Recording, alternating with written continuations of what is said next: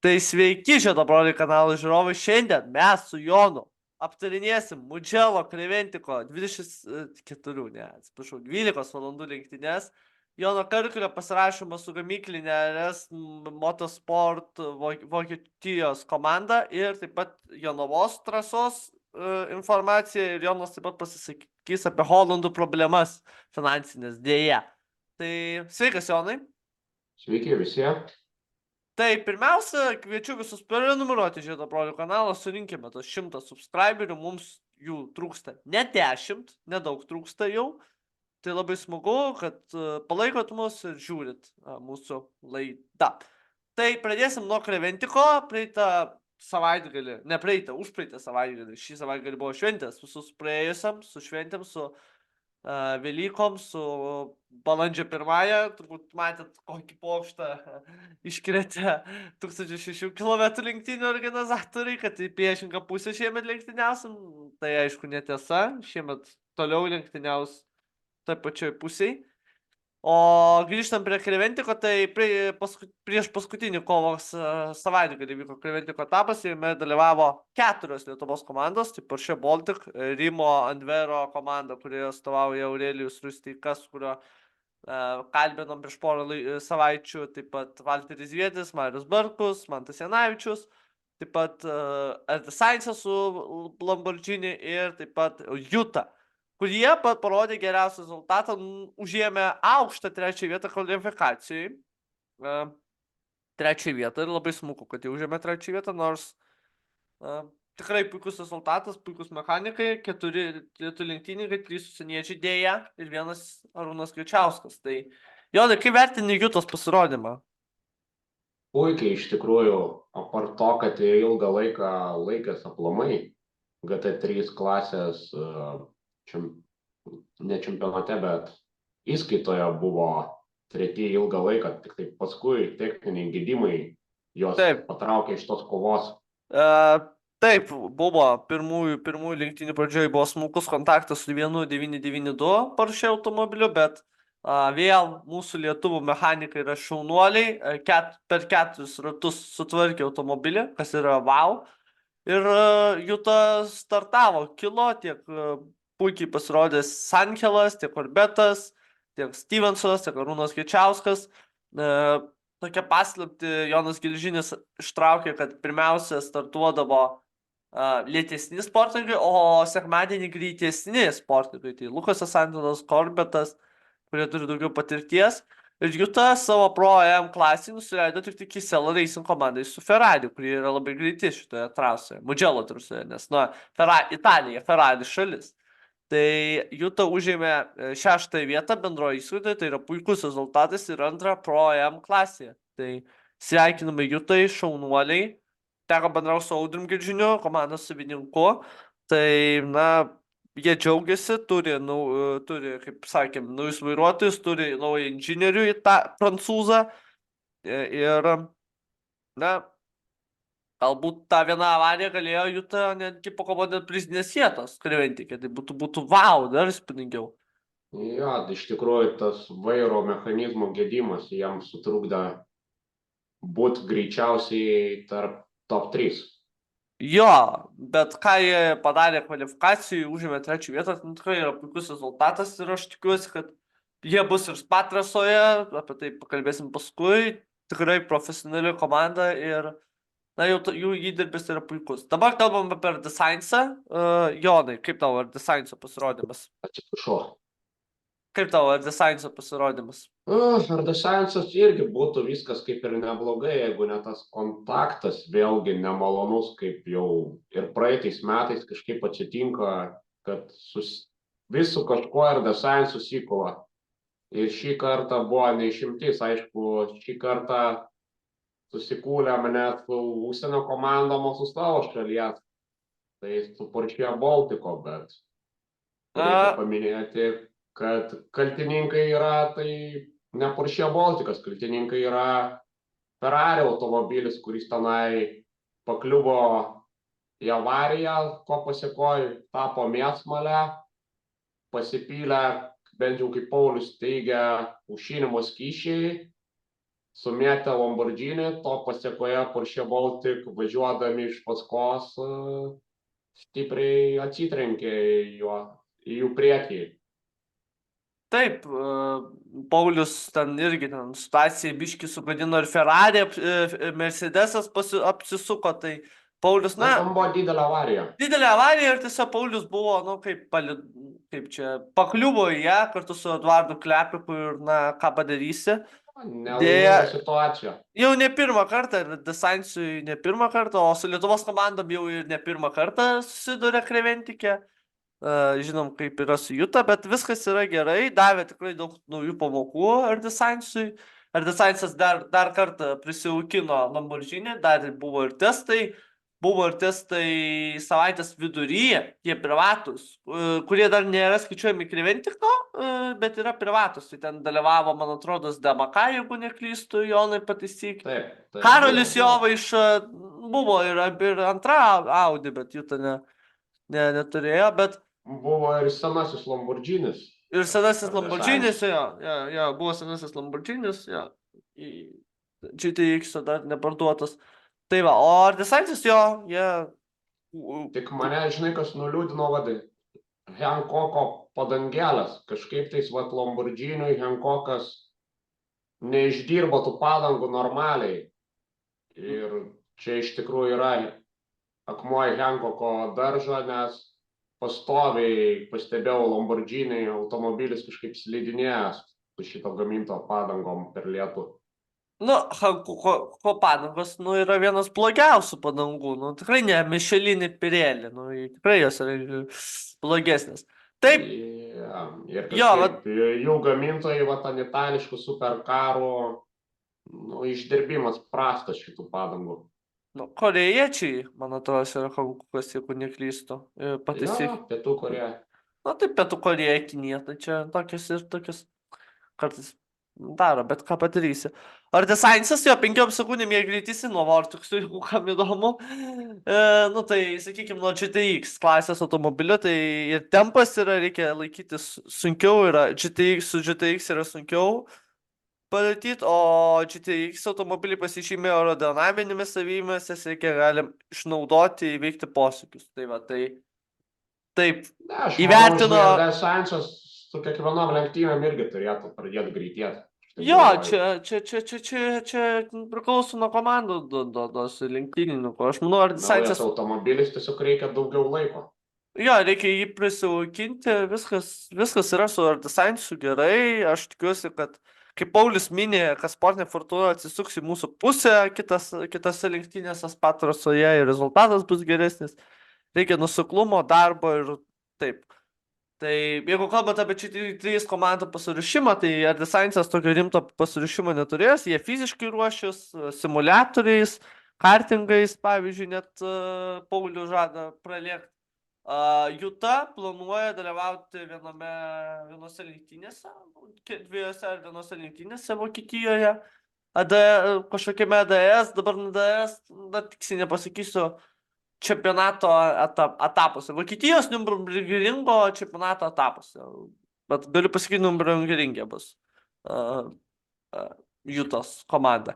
Mes Gabrieliau nepaminėjom puikaus pasirodymo Aurelijaus. Tai jo, tai dabar keliaujam prie Aurelijaus ir Aurelijus, gerai, sakykime, Rimo visa komanda užėmė 4. vietą ir 2. vietą savo AM klasiai. Tu pakomentuok, tu bendravai. Tai papasakok. Tai yra iš tikrųjų puikus rezultatas, tai yra 30 metų patirtį turinti italų komanda, su kuria buvo sudarytos sutartys, aptarnavo italai. Ilgą laiką Aurelijaus komanda netgi buvo 1. vietoje savo klasėje. Tik tai pačiam gale tam tikros, strateginės klaidelės, jos nustūmė į 2. vietą, kas irgi yra tik puikus rezultatas. Manau, jau vien tas, kad jie visi pirmą kartą važiavo Kreventiko trasoje Mugello. Taip, bet visi greiti, tai ir Aurelijus ir Mantas. Be abejo, patirtis, aišku, GT2 darė savo. Ir nes čempionate Valteris Riedas, kaip žinom, praeitų metų nes čempionas, tai 4 vieta tikrai yra puikus rezultatas, aišku. Aurelijus buvo sakęs, kad norėjo užimti 1 vietą, šiek tiek sutrukdė tos taktinės problemos, bet su laiku bus gerai. Ir Mane tai, žinai, labiausiai nudžiugino, kad jie buvo netgi bendro įskaitoje vienu metu pakilę iki top 10 jo, su savo 9.2 Porsche. pasižiūrėjus į greitį, minutė 54 greičiausias ratas, tai yra, ženkeliai gerai. Važiavo daug greičiau negu kai kurie GT3 klasės automobiliai. Tai vienu metu, tai va, ir toj klasiai, tokia konkurencija, 992 automobiliai. Ir vienu metu net Sebastiano Loebą lenkė, Sebastianas Loebas ir Robertas Tikrai taip. Dornasas irgi startavo, VRC legendos, pasaulio ralio, pasaulio autosporto legendos. Nors Sebastianas Loebas važiavo draugo ekipoje ir netroško fotografuotis, atsiskinėti klausimus, tačiau ir Desainsas nusifotkino su jais. Ir kitas Lietuvos komandos, man atrodo. Tai va, ir dabar pakalbėkime apie Baltiką. Nors Baltikui tie kontaktai kainavo stipriau negu Ardesainsui, jie negalėjo išvis startuoti. Ardesainsas dar 1 dieną pastartavo, pravažiavo ratus, o Baltikas išvis nestartavo 1 dieną po tos avarijos. Baltiko labiausiai gaila, nes iš tikrųjų jie nei taškų gavo, nieko negavo vargšai. Jo, bet pravažiavo 132 ratus. Aš šiaip pasakyčiau, jeigu aš būčiau komandos starteko vietoje, aš būčiau rinkęsis Robertą Kupčiką, o ne Eduardą Klepeką. Kažkaip, su visą pagarbą Eduardui, tikrai Eduardas yra geras lenktynininkas, viskas yra gerai, bet šiaip dėl patirties rinkčiausi Robertą, bet ką padarysi, toks žiaurus autosportas ir viena avarija taip nulėmė, tai viskas bus gerai. Kartais autosportas žiaurus būna. Viskas bus gerai ir Desainsas ir Baltikas atsigaus. Baltikas iš vis buvo nekovasilifikuoti, bet manau, kad čia Spatrasoje atsigaus, nes jie dalyvaus. Ir dabar keliaujam prie antrojo etapo. Jūs... Dar trumpai tave, jeigu pertraukt galiu, Gabrieliau, tai norėjau paminėti, kad lenktynes laimėjo Nyderlandų komanda. Taip. Team GP su Porsche automobiliu. Porsche 911 GT3 AR, jiems Juta atsiliko 9 ratais, irgi profesionalai. Antrąją vietą, kaip matote, irgi taip pat laimėjo Porsche automobilis, identiškas. Ir 3 vietą užėmė CP Racing, ekipa iš Amerikos. Jo, amerikiečių komanda. Tai va, beje, startavo ir SP Motos,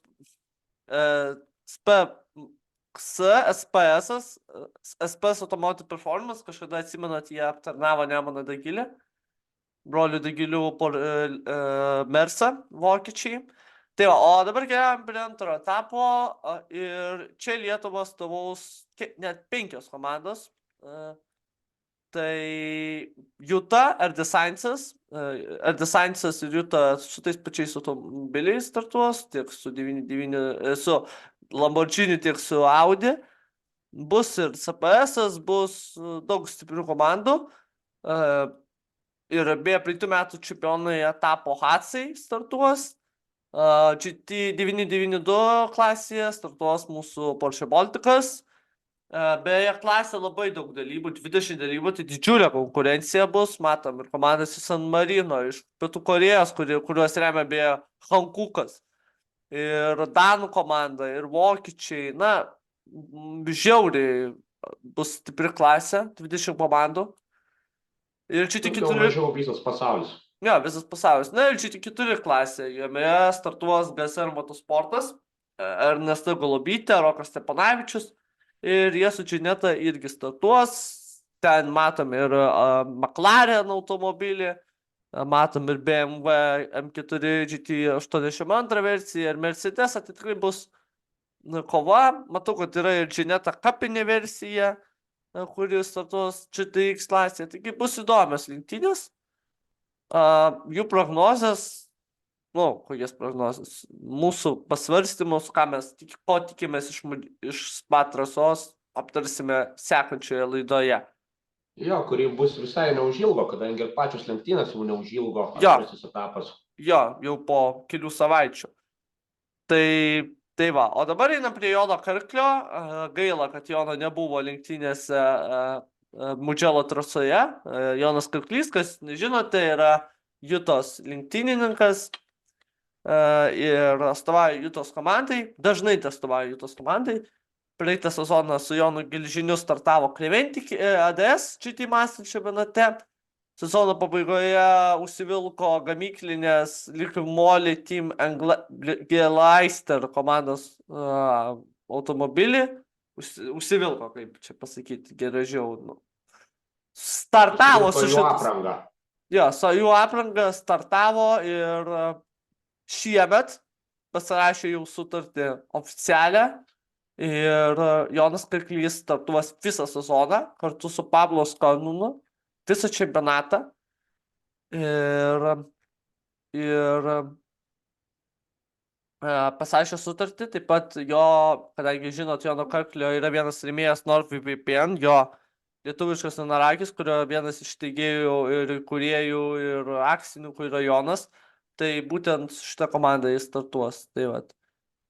Tai bus pagrindinis rėmėjas. Tai 6 etapai laukia Jono, tai jo Brastainė, Sandvorde, kur vyksta ir formulės etapai, Nürburgringe, Spa trasoje, Red Bull ringe ir taip pat Hockenheime. Tai 5 F1 trasos ir 4 etapai kartu su DTM, Vokietijos čempionatu. Tai labai labai gerai, žinai, kaip pagalvoju, gera reklama mums. Jo, Jono Karkliui tai tikrai didelė reklama, ne tik etapai, bet pažintis, o tos pažintis gali vesti labai gražų projektą Jonavoje dėl naujos trasos. Jonas Karklys jau praeitais metais užsiminė, kad Jonavos trasa bus, karjerose nusipirko žemės sklypą, iš valstybės nusipirko ir dabar artimiausių metų jau ruošiamas techninis planas, o metų pabaigoje bus statybos, kurios baigsis 26 metais ir jeigu viskas bus gerai, jeigu statybos nenutruks, Jonavoje atsiras 3,5 km trasa, Jonavos rajone atsiras 3,5 km trasa, FIA Grand 3, kur galės vykti Kreventiko etapai, kuri galės priimti GT3 automobilius. Kur galės vykti Kreventiko, Batso ir visų kitų aukščiausio lygio etapai. Taip pat kartodromas, drifto trasa, vairavimo mokymo centras. Visą įrangą investuoja, galima tapti rėmėjų, sumokėti tam tikrą mokestį ir paremti. Tai smagu dėl Jono Karklio, artimiausių metų bus, aš taip supratau, Pasaulėlių ir Rusteika susitikimas. Tikiuosi sudalyvausim ir galbūt laidoje galėsim aptarti tai. Labai norėčiau šiaip Joną pakviesti laidą, jeigu Jonas žiūri mus. Linkėjimai. Tai tiek. Bet man yra tiesiog... Pirmiausia, žinai, kad ten galėsi išsinuomoti automobilį, kaip Nürburgringe. Jo, galėsi nusinuomoti automobilį, galėsi. Ir Kačirginė yra daroma. Užteks vairuotojo pažymėjimo. Jo. Kačirginė irgi taip yra daroma, tu susimoki, nori pravažiuoti su Porsche, nori pravažiuoti su Renault automobiliu. Jo, galima daryti. Ir Kačirginė irgi juda reikalai gražus, klampumo zonos, kerbai, labai smagu, asfaltas naujas, saugumo zonos tvarkomas. Jeigu viskas bus gerai, aš tikiuosi bus 2 trasos Lietuvoje tokios gražios, kur galėsim rengti tarptautinės lenktynės. Super. Einam link to. Duok Dieve, kad eitume link to. Tai žiūrėsim, kaip čia bus. Žiūrėsim, kaip bus čia ir su Aurimu. 17 komandų yra, tačiau dėl vienos komandos yra negerai. Tai Jonai, papasakok, kas yra su Hollandais dabar? Finansiniai sunkumai pas juos. Kiek teko kalbėti, yra finansinių problemėlių. Pasitraukė vienas pagrindinių rėmėjų RC Cola. Aišku, jie ieško intensyviai naujojo rėmėjo, bet, kaip sako, gali netgi atsitikti taip, kad šiemet mes jų nepamatysime. Jo, šiaip būtų labai gaila, nes Hollandai yra žiauriai gera linksma šeiminėlė. Tie 3 lenktynininkai, gerai, nekovoja dėl aukštų vietų, bet jie Hollandai man patinka. Dėl to... Jo, bet matai, yra problema, kad patys Hollandai pripažįsta, kad Aurimas pasidarė tiek stiprus, kad dauguma koncentruojasi jau į tą arba 9.2 klasę Porsche, arba į Taip. pačią galingiausią GT3. Na, čia puikus Ir pavyzdys. nieks nenori bevažiuoti, žinai, tuose klasėse. Visi nori aukščiausio titulo. Čia puikus pavyzdys Antėjos komanda, kuri nusipirko 992 dabar automobilį ir planuoja startuoti čia. Tai tikrai bus įdomu pažiūrėti, kaip Antėjai seksis. Nes jie... Ir Holandai šiaip pardavinėjo savo džinetą, matyti irgi su tą mintimi, kad jeigu dar kažką nori, tai nenustepčiau, kad irgi po kiek laiko gali keltis į klasę, kur važiuoja Porsche'ai. Ir aš net galvoju, mes einam link to kaip Creventica, kad gali atsirasti nauja klasė, tiesiog 992, kas būtų iš tikrųjų aurome įdomu. Įdomu ta prasme, kad tikrai būtų daug greitų automobilių. Aš galvoju, kad ir šiemet gali būti šita klasė, šiaip, nes mes tų 992 automobilių Lietuvoje turim labai daug. Priklausys, kiek klasiai susirinks tų 92 modeliukų.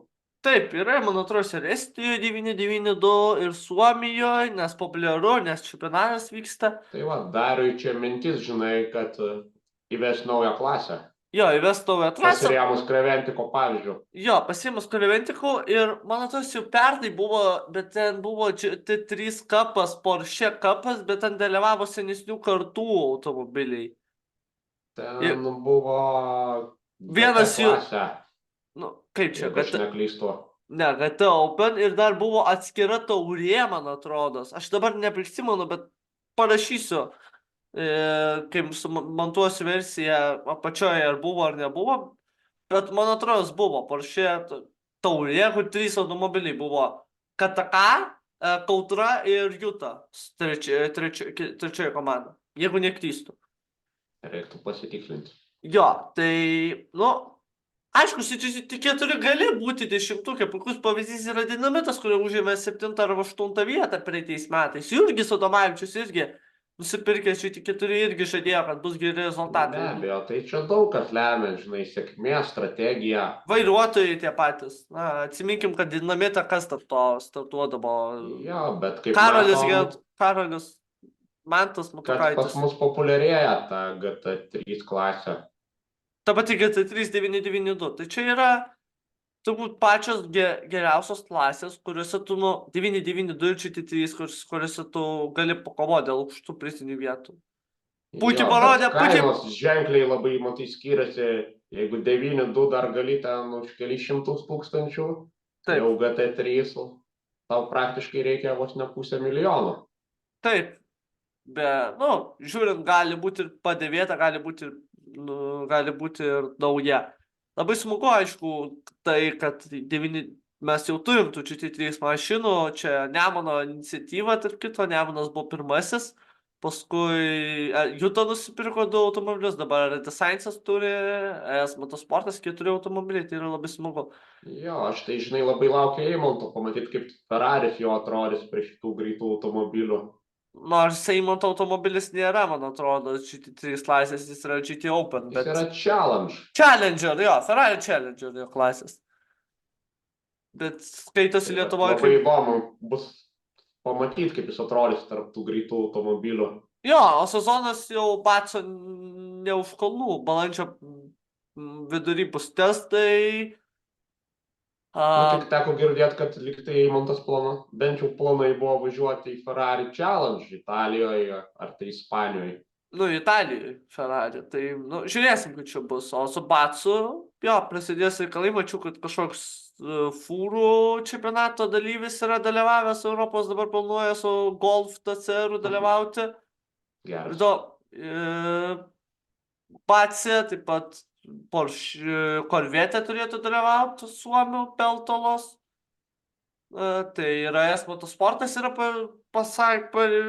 pareišką patakęs. Tai bus įdomus čempionatas Batso.